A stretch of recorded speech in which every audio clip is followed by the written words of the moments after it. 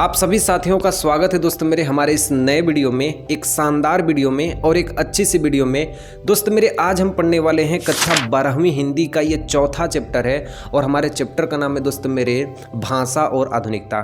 ठीक है, जिसे लिखने वाले दोस्तों मेरे हमारे लेखक है प्रोफेसर सुंदर रेड्डी जी। बड़ा ध्यान से दोस्तों मेरे इस चैप्टर को देखिएगा, सुनिएगा और समझिएगा, ताकि एक बेहतरीन तरीके से दोस्तों मेरे अपने एग्जाम में इसी चीज़ को सुन के लिखिएगा और एक बेहतरीन सा नंबर लेके आइएगा। ठीक है, तो दोस्तों मेरे चलिए इस चैप्टर को स्टार्ट करते हैं एक बेहतरीन तरीके से पढ़ने के लिए। ठीक है, देखिए हमारे चैप्टर का नाम है दोस्तों मेरे भाषा और आधुनिकता। भाषा यानी लैंग्वेज। तो मेरा आपसे ये प्रश्न है दोस्तों मेरे कि भाषा कहते किसको हैं। भैया मेरा आपसे ये प्रश्न है आपसे कि भाषा कहते किसको हैं। तो बड़ा ध्यान से सुनिएगा दोस्त मेरे, भाषा एक प्रकार की संस्कृति है। हम यदि अपने बातों को आपसे किसी माध्यम से पहुंचा रहे हैं, यदि हम हिंदी में बात कर रहे हैं तो हमारी हिंदी की भाषा, यदि हम अंग्रेजी में बोल रहे हैं तो हमारी अंग्रेजी की भाषा, यदि हम बंगाली में आपसे बातें कर रहे हैं तो बंगाली की भाषा, ठीक है, गुजराती में बात कर रहे हैं तो गुजराती की भाषा। तो मनुष्य अपने भावों और विचारों को जिस माध्यम से दूसरे तक पहुंचाता है उसी को हम क्या कहते हैं दोस्त मेरे, भाषा कहते हैं। ठीक है, जैसे ये चैप्टर है दोस्तों मेरे, इस चैप्टर में जो भी भाव छुपे हैं, इस चैप्टर के हर एक लाइन में जो भी भावनाएं छिपी हुई हैं, मैं आपको किसी न किसी जरिए से जरूर बता रहा हूं और यही हमारी क्या कहलाएगी, भाषा। तो बड़ा इसका सिंपल सा दोस्तों मेरे उदाहरण लिखा हूं यहाँ पे, आप ध्यान से देखिएगा। लिखा गया है कि भाषा मनुष्यों को एक दूसरे से बात करने में, अपने विचारों और भावनाओं को व्यक्त करने में और ज्ञान और सूचनाओं को साझा करने में मदद करती है और भाषा एक प्रकार की माध्यम होती है। ठीक है, इतना तो आपको दोस्तों मेरे समझ में आ गया होगा, लेकिन ध्यान से देखिएगा दोस्तों मेरे, इतना ही नहीं बल्कि आप दोस्तों मेरे इतना पढ़िए, इतना आप इसके बारे में जानिए भाषा के बारे में कि एग्जाम हॉल में बैठने के बाद आपको ये ना सोचना पड़े कि हम भाषा के बारे में क्या लिखें। सबसे पहले देखिए दोस्तों मेरे, भाषा के कितने प्रकार होते हैं या कितने प्रारूप होते हैं। तो भाषा को हम 3 तरीके से बोल सकते हैं, 3 तरीके से आपसे हम कह सकते हैं। कैसे? एक लिखित भाषा और एक सांकेतिक भाषा और एक चित्र भाषा। बोलोगे भैया ये लिखित भाषा क्या है? तब मनुष्य जो भी अक्षरों से और वर्णों से जो भी अपने भाव और भावनाओं को कहीं पे लिखता है उसे हम कहते हैं लिखित भाषा। कहने का मतलब कोई व्यक्ति पत्र लिखता है कहीं दूर बैठे हुए व्यक्ति को भेजने के लिए, तो अपने भाव और भावनाओं को उसी पत्र में लिखता है। यदि व्हाट्सएप पे कोई मैसेज कर रहा है, यदि फेसबुक से कोई मैसेज कर रहा है, किसी भी सोशल साइट से यदि मैसेज कर रहा है, तो अपने भाव और भावनाओं को लिख के दूसरे व्यक्ति तक पहुंचाता है, उसे हम कहते हैं लिखित भाषा। उसे क्या कहेंगे भैया? लिखित भाषा। और एक भाषा होती है दोस्त मेरे सांकेतिक भाषा। यदि कोई व्यक्ति दोस्त मेरे संकेत से या इशारों से किसी व्यक्ति को अपने भाव और भावनाओं को प्रदर्शित करता है या समझाने की कोशिश करता है, उसे हम कहते हैं सांकेतिक भाषा। इसका बढ़िया सा एग्जाम्पल है दोस्तों मेरे, यदि कोई गूंगा व्यक्ति है तो किसी से कहेगा खाना चाहिए या कहेगा पैसे चाहिए या इधर आओ या उधर जाओ, या गूंगा व्यक्ति नहीं भी हो सकता है, फिर भी हम कुछ संकेतों के द्वारा किसी को दर्शाने की कोशिश करते हैं, वो भाषा कहलाती है सांकेतिक भाषा। ठीक है, बोलोगे भैया हमको ये भी समझ में आ गया, अब हमें चित्र भाषा के बारे में बताइए। तो ये जो दोस्तों मेरे चित्र भाषा है ना, इसको एग्जाम में मत लिखना, ये आपके सिलेबस में नहीं है, बस आपको समझाने के लिए बता रहा हूँ, बड़ा ध्यान से सुनना। तो चित्रों के द्वारा जो भाषा और जो भावनाएं हमें प्राप्त होती हैं, चित्रों के द्वारा किसी व्यक्ति के भाव और भावनाओं को जब हम जानते हैं तो उसे हम कहते हैं चित्र भाषा। बड़ा ध्यान से सुनना दोस्त मेरे, जो अशोक के शिलालेख पाए गए थे जिसमें 14 शिलालेख हमें आज तक मिले हैं, वो 14 के 14 शिलालेख दोस्त मेरे इसी चित्र भाषा के रूप में आते हैं। चित्रों के द्वारा ही उनके शिलालेख हम पढ़ पाते हैं। ठीक है, जो मिस्र का इतिहास पाया गया दोस्त मेरे, मिस्र के इतिहास आप देखेंगे, ध्यान से सुनेंगे, तो मिस्र का इतिहास भी दोस्त मेरे हमें चित्रों के द्वारा ही प्राप्त किया गया। तो जो चित्रों से दोस्त मेरे भाव और भावनाओं को हम प्राप्त करते हैं, उस भाषा से हम जो भी सीखते हैं वो हमारी कहलाती है चित्र भाषा। तो बोलोगे भैया आपने तो हमें भाषा के बारे में बता दिया, हमने तो भाषा के बारे में सब कुछ सीख लिया, लेकिन एक चीज़ आप और सीखिए, आप हमें एक चीज़ और बताइए कि हम भाषा सीख कैसे लिए। इतने बड़े हम हो गए, ठीक है, लेकिन हम भाषा सीख कैसे लिए? ठीक है, तो इसका बड़ा सिंपल सा उदाहरण दोस्त मेरे ध्यान से सुनना, कि जब हम लोग छोटे होते हैं, एकदम बच्चे होते हैं, एकदम छोटे होते हैं, तो जो हमारे मम्मी पापा जो भाषा बोलते हैं, जो हमारे पड़ोसी भाषा बोलते हैं, वही भाषा हम बोलना प्रारंभ कर देते हैं। ठीक है, और जैसे जैसे हम थोड़ा सा बड़े होते हैं तो हम अपने स्कूलों में जाते हैं, अपने कॉलेजों में जाते हैं और वहाँ पे हम सीखते हैं कि अपने से बड़े लोगों से कैसे बात करें, हम अपने से छोटे लोगों से कैसे बात करें, अपने दोस्त लोग हैं उनसे हम कैसे बात करें। ठीक है, स्कूल और कॉलेजों में हम ये सीखते हैं कि यदि हम लड़का हैं तो लड़की से कैसे बात करें, और यदि हम लड़की हैं तो लड़के से कैसे बात करें। ये सबका ज्ञान हमें स्कूल से प्राप्त होता है। और ध्यान से देखिएगा दोस्तों मेरे, तीसरा पॉइंट है कि हम यदि खुद से पढ़ना चालू कर दें तो उसमें जो नए नए भाव मिले होते हैं, नए नए शब्द होते हैं, वो धीरे धीरे पढ़ने से हमारे मस्तिष्क में वो शब्द छुपने लगते हैं, जिसके कारण वो भाषा हम सीख जाते हैं। तो किताबों के पढ़ने से और स्वयं अध्ययन से भी हमारे मस्तिष्क में नए नए भाषा आते हैं और हमारी भाषा अच्छी होती है दिन प्रतिदिन। ठीक है, तो उसी तरह दोस्तों मेरे अपने पॉइंट में लिखा हूं, इसे बड़ा ध्यान से देखिएगा। लिखा है इसमें कि जब हम बच्चे होते हैं तो हमारे माता पिता जो भाषा बोलते हैं वही हम सीख लेते हैं, और जब हम स्कूल और कॉलेजों में पढ़ने के लिए जाते हैं तो ढेर सारी भाषाओं में बदलाव आ जाते हैं और स्वयं अध्ययन से भी हम भाषाओं को जल्द सीख लेते हैं। क्लियर एकदम?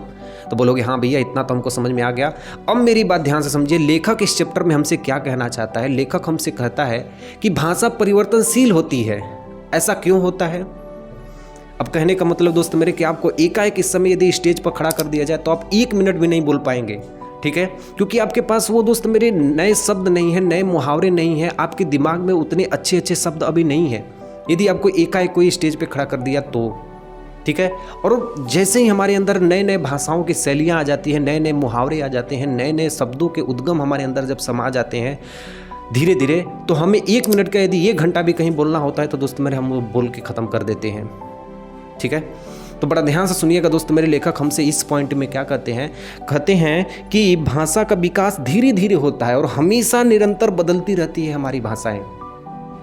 ठीक है, और भाषा हमेशा परिवर्तनशील होता है। समय के साथ भाषा के नए भाव, नए शब्द, वाक्यांश जुड़ते रहते हैं, जिससे हमारे व्याकरण और नियमों में भी बदलाव होने लगते हैं। ठीक है, क्लियर एकदम? ठीक है, अब देखिए दोस्तों मेरे, लेखक हमसे अगले पॉइंट में क्या कहता है कि भाषा और संस्कृति में क्या संबंध है, इसका आखिर जुड़ाव कैसा है। हम भाषा और संस्कृति बार बार कह रहे हैं, तो बड़ा ध्यान से इसका उत्तर ध्यान से सुनिएगा दोस्त मेरे, और ऐसे ही एग्जाम में आपको लिखना है कि भाषा और संस्कृति आपस में जुड़े हुए शब्द हैं। ये हमेशा एक दूसरे के निरंतर बने हुए शब्द हैं। कैसे? यदि हम दोस्त मेरे किसी से अच्छे तरीके से बात करें, प्रेम पूर्वक बात करें, उदार पूर्वक बात करें, तो वह व्यक्ति कहेगा कि आखिर इसका व्यवहार अच्छा है और इसका जो संस्कृति है, रीति रिवाज है, वो भी अच्छी है। अगर हम किसी व्यक्ति से और किसी आदमी से यदि हम बुरी तरीके से बात करें, एकदम अभद्र तरीके से बात करें, गुस्से में होकर बात करें, ऊंची आवाज़ में बात करें, तो आदमी कहेगा कि नहीं, इसके संस्कार, इसकी संस्कृति, इसके रीति रिवाज अच्छी नहीं है। तो हमारी भाषा से हमें पता चलता है कि हमारी संस्कृति और रीति रिवाज कैसी है। बड़ा ध्यान से सुनना दोस्तों मेरे, बड़ा इंपॉर्टेंट पॉइंट है। ऐसे ही दोस्तों मेरे आपको ध्यान से सुननी है और इसे चैप्टर को एकदम अपने से मन से एकदम एग्जाम में से बेहतरीन तरीके से लिखनी।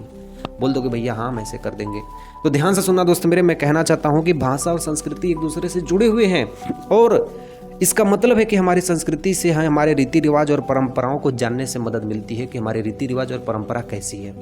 ठीक है, क्लियर एकदम? अच्छा, एक चीज़ सुनते होंगे दोस्त मेरे कि विज्ञान के क्षेत्र में जिस देश में ज़्यादा वैज्ञानिक होते हैं उस देश का ज़्यादा नाम होता है और उस देश की भाषाओं का भी ज़्यादा प्रयोग किया जाता है। जैसे में अमेरिका, तो उसी तरह दोस्त मेरे भारत के भी एक वैज्ञानिक थे सीवी रमन।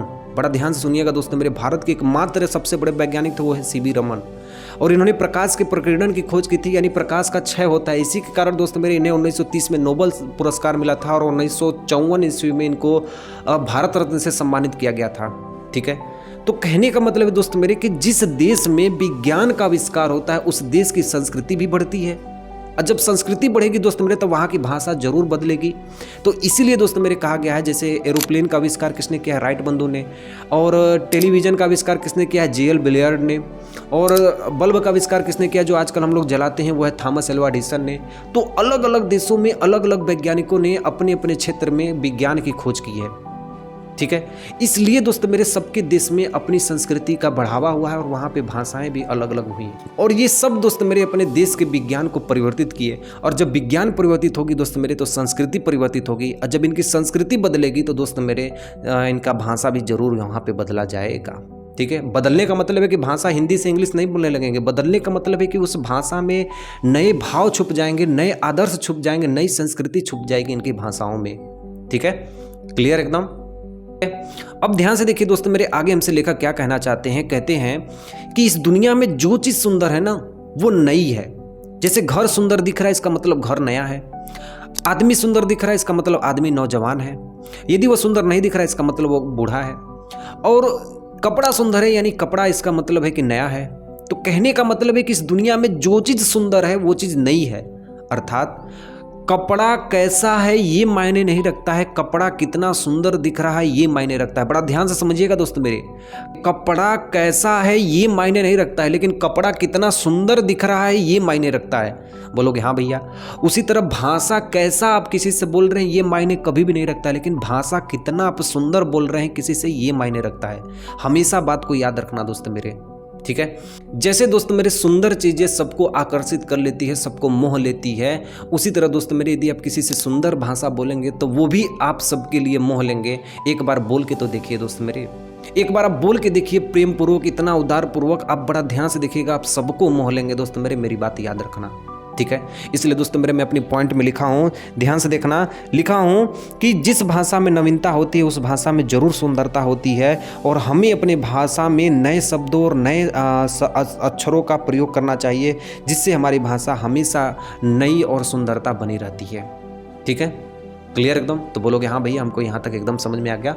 अगली पॉइंट में देखिए दोस्त मेरे लेखक हमसे क्या कहता है, कहता है, ध्यान से देखिएगा दोस्त मेरे, लेखक हमसे ये कहना चाहता है कि अलग अलग जगह पे अलग अलग भाषाएं बोली जाती हैं। अब बोलोगे भैया इसका मतलब क्या है? यदि आप कुछ दिनों के लिए बिहार में चले जाएंगे तो वहाँ पे रउआ के, तोहनी के, हमनी के करने लगेंगे, ठीक है। यदि आप कुछ दिन के लिए गुजरात में चले जाएंगे तो छः छः छः करते हैं सब वो लोग, तो वो बोलने लगेंगे। यदि आप बुंदेलखंड की तरफ चले जाएंगे तो तेरे को मेरे को करने लगेंगे।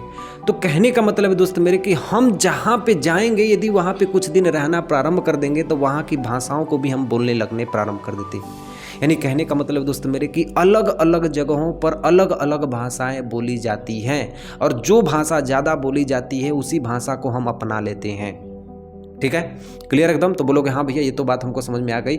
इसलिए दोस्त मेरे ध्यान से देखना, धर्म में भी अलग अलग भाषाएं बोली जाती हैं। जैसे आप मुस्लिम धर्म में देखेंगे तो वहाँ पे बोली जाती है अब्बू, ताई जान, और वहाँ पे बोली जाती है, जैसे देखे ना यहाँ पे दोस्त मेरे लिखा है, अब्बू बोली जाती है, ताई बोली जाती है, भाई जान, मुल्क, मजहब, हुकुम, खबर इत्यादि। ये सब आप मुस्लिम धर्मों में आप देखेंगे जो मुस्लिम भाई बहन है ये सब शब्दों का प्रयोग करते हैं। लेकिन इसके ठीक विपरीत जो हिंदू भाई बहन होते हैं वो मम्मी पापा, भैया चाची, चचा, भैया भौजी, ये अलग अलग धर्मों में भी अलग अलग भाषाएं बोली जाती हैं, ठीक है। क्लियर एकदम? इसलिए दोस्तों मेरे ध्यान से देखना, मैं यहाँ पे लिखा हूँ, एकदम ध्यान से समझना कि इसलिए भाषाएं दिन प्रतिदिन बदलती रहती है, और अलग अलग क्षेत्रों में रहने वाले लोगों की भाषाएं भी अलग अलग होती हैं, और विभिन्न सामूहिक समूहों की भाषाएं भी अलग अलग होती हैं, ठीक है। आपके यहाँ पे टोली जो है उसकी भाषा अलग होती है, कहीं और की टोली अलग होती है। दोस्त मेरे हमेशा ध्यान देना कि एक एक शब्द को, एक एक वाक्य को इतना बढ़िया तरीके से सामने वाले व्यक्ति से बात करना है ना कि सामने वाले व्यक्ति को हम भी मोह लें और हमारी भाषा भी मोह ले, ठीक है। आप एक चीज़ देखते होंगे दोस्त मेरे कि कुछ लोग ऐसे होते हैं जो खूब बोलते हैं लेकिन उनकी बात कोई सुनता नहीं है, ठीक है। आदमी यही कहते हैं बढ़िया नहीं बात कर रहे हैं, बढ़िया बोलते नहीं हैं, इसलिए उनकी बातों का कोई वैल्यू और महत्व नहीं देते हैं।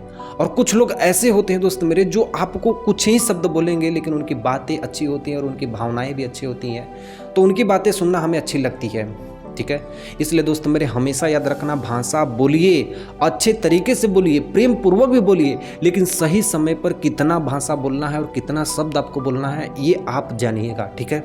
एकदम ध्यान से हमें उतनी ही भाषा बोलनी है, उतने ही शब्दों का प्रयोग करनी है जितना सामने वाले व्यक्ति को जरूरत हो, ठीक है। क्लियर एकदम? तो दोस्तों मेरे आप इस चैप्टर से ढेर सारी चीज़ें सीखे होंगे कि हमें सामने वाले व्यक्ति से कैसे बातें करनी है, हमारी भाषा में कैसे बदलाव कर सकते हैं, और हम अपने दैनिक जीवन में भी अपने किसी बड़े से कैसे बात करते हैं, छोटे से कैसे बात करेंगे। इन सब चीज़ के बारे में हम इस चैप्टर में ढेर सारी चीज़ें सीखे हैं। इसलिए दोस्तों मेरे बड़ा ध्यान से इस चैप्टर को एक बार, दो बार, तीन बार, बार बार आप इसे पढ़िएगा और एग्जाम में एकदम बेहतरीन तरीके से इसे लिख के आइएगा, ताकि आपका इस चैप्टर से यदि क्वेश्चन बने तो बढ़िया तरीके से आपका नंबर बन जाए, ठीक है।